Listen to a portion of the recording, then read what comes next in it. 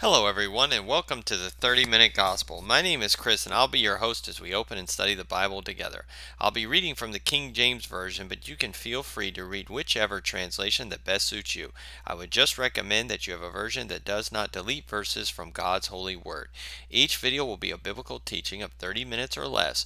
My material is completely 100% free, so you can share these videos with family members, co-workers, friends, or anyone you know who either needs to hear the Word of God or wants to study it in a casual setting. The gospel is free to all, so I will not accept any donations, gifts, or beg viewers for money. Please give to your local church or a Christian organization of your choosing. You can reach out to me with questions or comments at 30minutegospel@gmail.com, but please keep your message respectful and cordial. Well, welcome again, everybody, to the 30-Minute Gospel.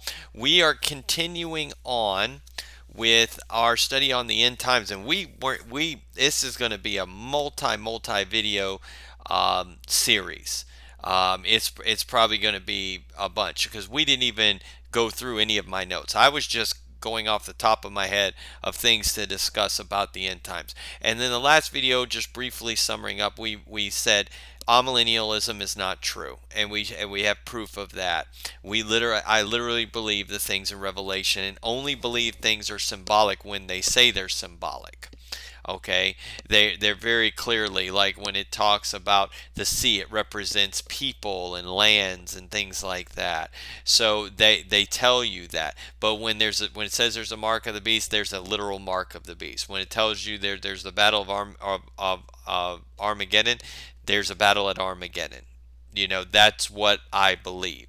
Okay, and as we were talking about, is where we left off last time. We were talking about how the world knows that this book is true. In my last video, we were talking about how the world has tried to keep the city of Jerusalem out of the hands of the Jewish people. Okay, and as I stated in the previous video, the thoughts on the end times changed in 1948 when the nation of Israel was reborn. That made people really take a look and consider the views of the rapture, the 7 year tribulation, which is Daniel's 70th week, the two witnesses, the Antichrist, the one world government. All of these things started coming more into focus now because things started to make sense. As I explained last time, it says that the two witnesses are going to be killed and the whole world is going to see them for 3 days. Now, the thing is that how the whole world couldn't see them until television was invented in 1947. It says in there in Zechariah that the punishment of those that come against the nation of Israel is their eye sockets are going to melt the eyes are going to melt in their sockets, and their tongues are going to melt in their mouth. That's an atomic blast. That came around in the 1940s. Israel was made a nation in 1948. You can see it kind of all coming together all around the same time. Knowledge shall increase. Well, what has increased knowledge more than anything? Computers have. When were computers invented? In the late 30s, early 40s by the Nazi regimes. That's where it started. So you can see it's kind of all coming together. You can see that. It says there's going to be a one world, the Antichrist is going to have a one world government. Well, the United Nations came into being in 1945, 46. It all came in right around this same time. So you can see it's all coming together nicely, just like God said it's going to. Okay? So that was the one thing, and then it said, Jesus said that the city of Jerusalem will be trodden down by the Gentiles until the time of the Gentiles is fulfilled. Well, the Jews took back most of Jerusalem in 1967, but they really didn't take full control of Jerusalem until 2017 when Trump allowed to move the U.S. Embassy into Jerusalem. Okay, he moved the capital. He recognized we were the first nation to really recognize Jerusalem as their capital. Because as I explained last time, all the nations of the world were allowed to pick their capitals, except Israel. Israel wanted to make it Jerusalem, but the world community wouldn't allow them. They told them it had to be Tel Aviv. Why? Because they know this book is true. And they know when the Jews have full control of it, that means the time of the Gentiles is done. Okay, that means that the fig tree is back in blossom, as Jesus said. What's the fig tree? That is Jerusalem. So you know when the fig tree's back in blossom that not one generation shall pass before all of this comes to pass. That's what it says in summary, is what Jesus is saying. How much is one generation? I go with 100, no more than 100 to 120 years, somewhere in there. So I believe somewhere in the next 30 years, I don't know the date, but I believe sometime in the next 30 years that all this will take place.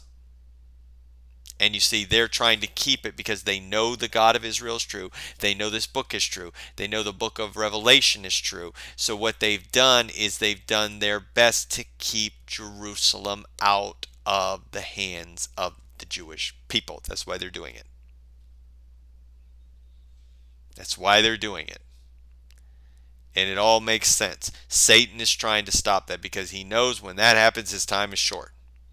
He's going to be kicked from his throne, which is on basically somewhere near heaven, because of course he still has access. He's going to be brought down to this earth, and he's going to bring hell on this earth, and then he knows he's going into the abyss. He's going to bring as much hell as he can on this earth. Why? Because he does not want to go to hell alone. So he wants to take, they always say that misery loves company. That's what he's doing. Okay, so that's where we talked about last time. Now, one thing I do want to bring up about the end times, this was a very interesting thing that I think I pretty much subscribe to as well. That they were talking about it, but it's always confused some people in the New Testament, like in the book of Acts, where Peter, the day of Pentecost, it said, he was quoting the book of Joel. It says, in these last times, your old men will dream dreams. They'll speak in tongues. That speech that he gives, and a lot of people get confused with that. But then I heard somebody explain something, and I think it's actually a very good explanation. And it's this. It's that if the Jews at that time, the nation of Israel, had accepted Jesus as their Messiah at that time, right then when Pentecost happened, or sometime in between there, between when Pentecost and the destruction of the temple in 70 AD, their view, and I think this is my view too, the 7-year tribulation would have started sometime then, and Jesus would have returned at that point, if they had accepted. If, like, let's say at that time when Peter preached, let's say the Jewish nation repented, believed in Jesus Christ as a whole, I believe that you would have seen a peace treaty come in with an antichrist, probably the head of the Roman Empire, maybe the Roman emperor at the time. Oh gosh, who was it? It was Tiberius, I think, or one of them. Tiberius would have come in with a peace treaty and all of that. Maybe came in with a peace treaty. Maybe Vespasian would have come in with a peace treaty. And 70 AD was going to be the destruction of the temple. That all of that would have happened if the Jewish nation had accepted at that time. And I think that that's what they thought. That's the reason why Peter and them say, we know, and John said, we know these are the last days. They say that because I believe they thought it was going to be, if the Jewish nation had accepted Jesus Christ. Now, I've heard some other people say, well, when did the last days begin? Well, we're in the last days. I kind of understand that argument, but it actually makes a little bit more sense to me with this argument. I'm not going to pick bones about it with anybody on that. But yeah, basically they thought that that's what was going to happen. And they believed that. Because remember, 1st, 2nd, 3rd John, 1st and 2nd Peter were all written, and Acts were all written before the book of Revelation. The book of Revelation was written in around 90 AD. By that point, John was given the revelation because maybe he was wondering, hey, when are these end times going to come? God told him that they were going to come, but it's just going to be a little bit of a delay now, and it's going to be different. You see, there's a lot of similarities between John's Revelation and Daniel, but they're not completely compatible. They're not completely, there's more in the book of Revelation than Daniel did, because I think there's more to tell because it was going to be in the future. Does that make sense? And I understand it. This is what it says. It's, if you read this, let me take you to the book of Acts. This is very, very interesting. Okay, if you go to the book of Acts, we're going to go to when Stephen was being stoned. If you actually, there's a little thing in there that you don't pick up, and if you read it, it actually makes sense. Let me go to Stephen. Okay, hold on. Let me see here.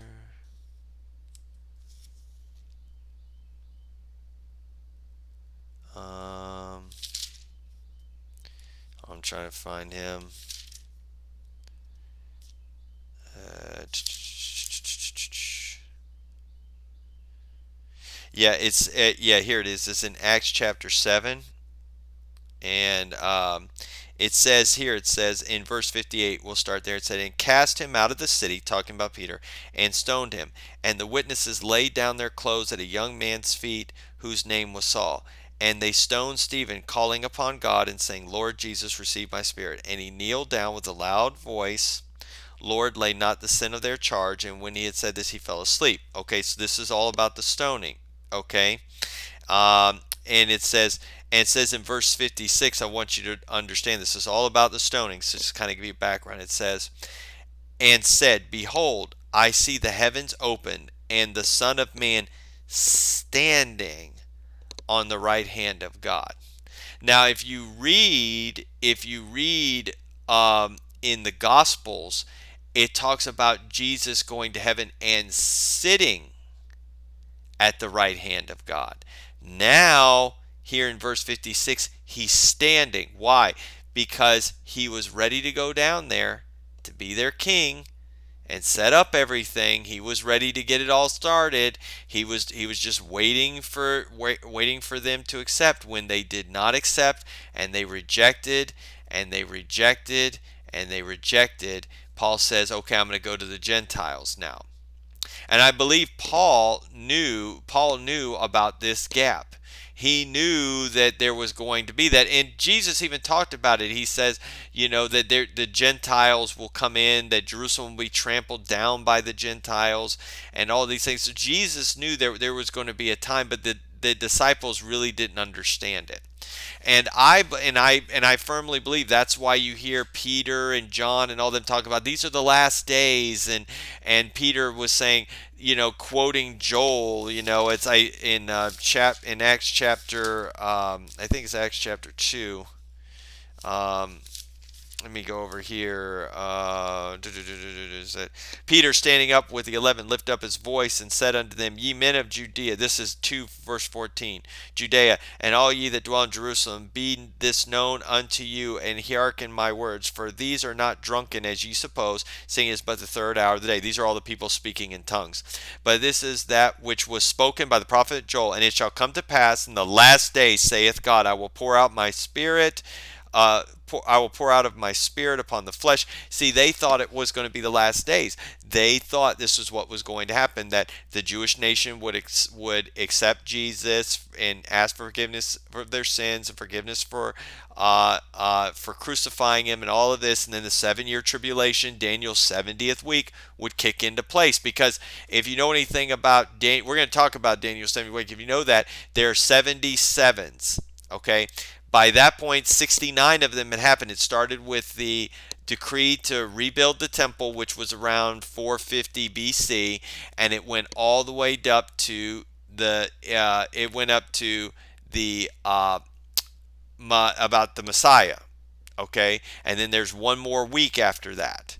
And so they thought that 7 years was going to go on, or maybe at least by 70 AD. But when it didn't happen, that's because there was a pause. And what happened was that John got a new revelation he got a new revelation from God on the Isle of Patmos in 90 AD. See, 1st, 2nd, 3rd John, they were all written in the 60s AD. Okay, now he's writing in 90 AD on the Isle of Patmos, and God's telling him, hey, listen, Daniel's 70th week still will happen, and these things will happen, but there's going to be a pause in there, and it's going to be a little bit different now. Now you're going to see stuff like the mark of the beast. You're going to start seeing a false prophet. You're going to see these two witnesses. You're going to see there's a little bit more added than what Daniel got. They just thought it was going to be what Daniel was told. Okay? But even God was telling Daniel there was going to be a pause. They didn't understand it when he said that people would be going back to and fro and knowledge would increase. That wasn't true it really wasn't that true in 70 AD. We go to and fro now. We still do. We do it more now. Now the Roman roads, people were very smart in Rome. They had very smart individuals in Rome, and knowledge was there. There was some knowledge, and people did. The Roman roads allowed people to travel, but now we travel even more. And the idea of the atomic bomb, or the whole world seeing, these sorts of things, that was in Zechariah. That was before. So all these things were going to happen, and it said the gospel. Even Jesus said the gospel would have to be preached in the whole world. Well, it hadn't been preached in the whole world yet, so he knew that there was going to be a pause, but they didn't understand that yet, and then it was revealed to John and in Revelation. And I kind of agree with that. That would actually be true. Okay, so just so y'all know, just a little side note with that, I do agree with that theory that that would explain a lot of what the wording says in these words about it being the last days. You're like, well, that was 2,000 years ago. And then they'll go, well, a day is like 1,000 years, 1,000 years like a day, and we're in the last days. Okay, fine, that's fine. I dealt with that, but I think this better accurately explains it. Okay, all right. So we're going to talk about the some of the end time events, okay, that are going to be coming. First of all, Jesus talks about this in Matthew 24, Luke 21, and Mark chapter 15, I think it is, or 13, Mark 13. Mark 13. All three of these books talk about this.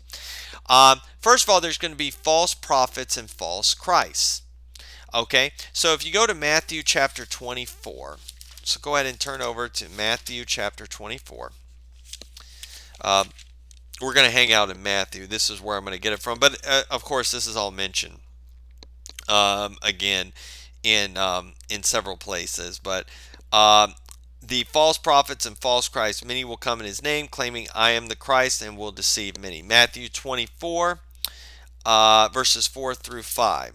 Okay, it says Matthew 24, verses 4 through 5. It says, Jesus said to him, take heed that no man deceive you, for many shall come in my name, saying, I am Christ, and shall deceive many. So you're going to hear of false Christ. What that means is, people are going to come saying, I'm the Christ. Basically, the Antichrist is going to do that too as well. But there's going to be people, we've seen a lot of that, if you look at people like David Koresh, or Jim Jones, these sorts of people. We've seen a lot of that where people almost are claiming to be Jesus Christ. But you're definitely going to see that with the Antichrist. He's going to claim to be God incarnate. So you definitely have to keep an eye on that. So you're going to see that. Okay? You're going to see, it says wars and rumors of wars. That's what it says. It says, and you shall hear of, in verse 6, it says, and you shall hear of wars and rumors of wars. See that ye be not troubled, for all these things must come to pass, but the end is not yet. Okay? Well, we know that there are two wars that the Bible mentions that have not taken place. Okay, there's the Psalm 83 war. So if you go to Psalm 83,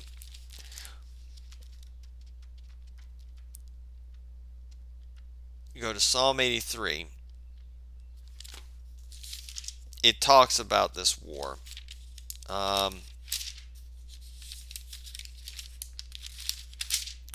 Psalm 83 says this. If you're there, it says a song of Asaph.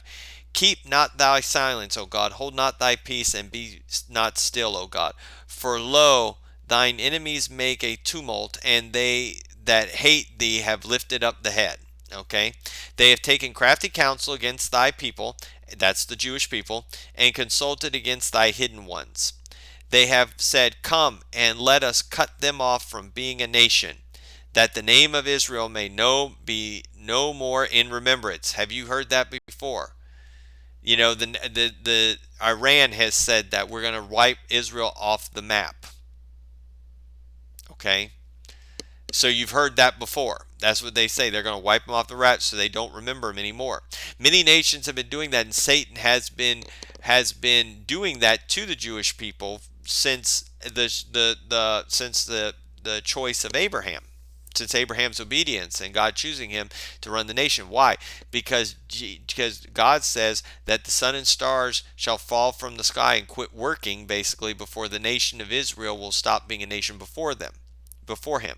So if he can get rid of all the Jewish people, which he has tried, like in the Holocaust, for example, if he can get rid of all the Jewish people, then he can convince the world that this word's not true.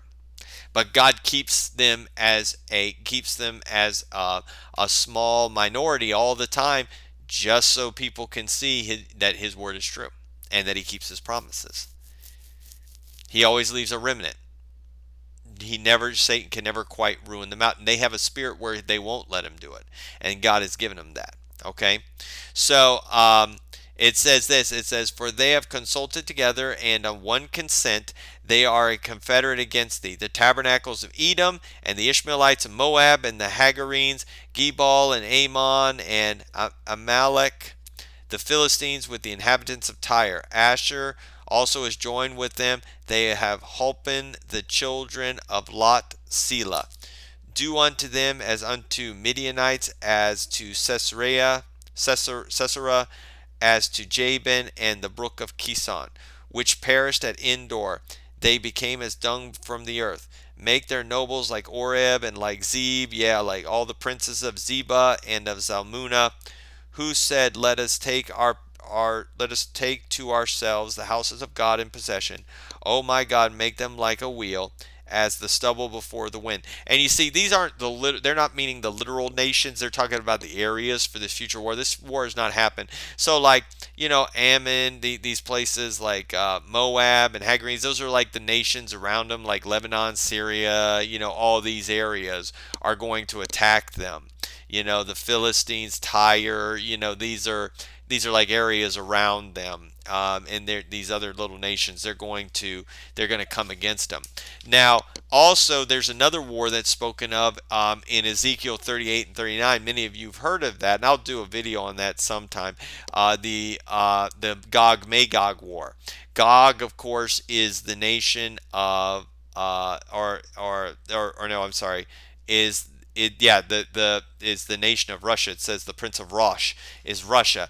Russia is going to form an alliance with Iran, Turkey, Libya, Sudan, Ethiopia, Sudan, Germany, and some of those areas, and they're going to come against the nation of Israel. Now, what I believe, this is just my opinion. People have different views on this. The Psalm 83 war may happen a little bit before the tribulation. My view is that the Gog Magog war is going to be the war that is going to happen right before the 7-year tribulation. When that war happens and the destruction happens from when God kills 5/6 of the troops that come in there, you are going to see the Antichrist come in. The world's going to demand peace, and the Antichrist is going to come in and establish a peace treaty. And that's what I think. That's what he's talking about, these wars and rumors of wars. I think the Psalm 83 and the Ezekiel 38-39 wars are the ones he's talking about. Okay, now they've had little skirmishes. What happened October 7th, 2023, what happened in April of last year when Iran started and Israel started bombing Iran, and Iran started bombing them. And you can see the Ezekiel 38 and 39 war coming together. They have what's called the BRICS. BRICS is a group of nations working together: Russia and Iran and Turkey. They're all making, Libya's trying to get into it, Ethiopia, all the nations that God said would come together in Ezekiel 38 and 39, you're starting to see that. Okay? You're starting to see that right now. So that war could break out at any moment. And I think that's what they're talking about, the wars and the rumors of wars. That war is going to instigate the Antichrist coming in. Okay, that the Antichrist is going to come in, set up a peace treaty. We'll talk about this peace treaty too in later videos, and that's what he's going to do, and it's going to be in response to what the world's going to say. Because if you read the Ezekiel 38-39 war, God basically defends the nation of Israel. Israel should be wiped. It should be wiped out, but they're not going to be, because God is going to preserve them, and it's going to be like a miraculous thing. And then they're going to be like, we need to have peace. We cannot keep this going. And then the Antichrist is going to come in like saying, I'm God. I'm peace. Now, some people argue that the Gog Magog war is the Battle of Armageddon. I disagree with that, because China's not involved, because China is definitely mentioned as one of the nation of the East with 200 million soldiers. There's nothing about China mentioned in the Gog Magog war. They're going to cross the Euphrates, which we're going to talk about. They're going to come across the Euphrates. Um, and so yeah, so these are the things that you're going to see, these wars and rumors of wars. It's always in the Middle East. Anytime there's a war in the Middle East, it immediately grabs my attention. I'm like, okay, I need to pay attention to what's going on, because something's happening right here. We got to pay attention. And so it was just just something to always keep your mind on with that. And that's what God is talking about. And as I said, guys, we're gonna leave it right here. I'm still on page 1. I haven't gotten to 2 sections of this. It's gonna be a lot of videos we're gonna go over. But I thank you all for tuning in again. I just encourage you to like this video and subscribe to the channel, share this video. On my YouTube channel, I've got a video called Peace with God, the Gospel Message. Please share that with anybody that you know that needs to hear the gospel. We're running out of time, and that message needs to get out as fast as it can. Okay, so I just encourage you to listen to it or share it with somebody. I've also got these videos on Rumble. I've got a Facebook page, 30 Minute Gospel with Chris. You can follow that, like and follow that too as well. I encourage you to do that. And also, if you have any questions with or comments, you can reach me at 30minutegospel@gmail.com. And so you can do all of that. So I just thank you again for tuning in, and I will leave you with this. Just remember, as Theodore Roosevelt once said, a thorough knowledge of the Bible is worth more than a college education. God bless you all.